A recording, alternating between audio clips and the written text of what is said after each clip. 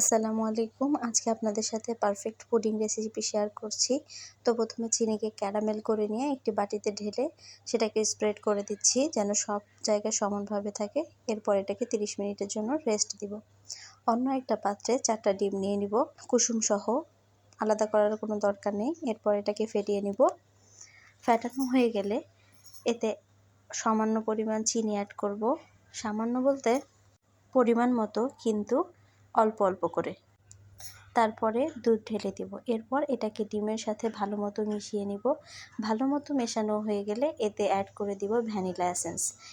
Vanilla essence খুব বেশি পরিমাণ দিতে হবে না, খুব সামান্য হলেই হবে, যেন ডিমের গন্ধটা যায় এমন। আমি 2 ফোঁটা ভ্যানিলা এসেন্স ব্যবহার করেছি। এরপর এটাকে নেড়ে চেড়ে ক্যারামেল করা বাটিতে ঢেলে নিব। আমি অন্য একটা বড় পাতিলে সামান্য পরিমাণ পানি দিয়ে এতে একটা স্টেইনার দিয়ে দিয়েছি। তারপর বাটিটা বসিয়ে 30 থেকে 40 মিনিট অপেক্ষা করুন। এরপর যদি আপনার মনে হয় যে না হয়নি, এক্ষেত্রে টুথপিক দিয়ে চেক করতে পারেন। আমি বাকি ক্লিপটুকু নিতে ভুলে গেছি। ভিডিওটি দেখার জন্য ধন্যবাদ।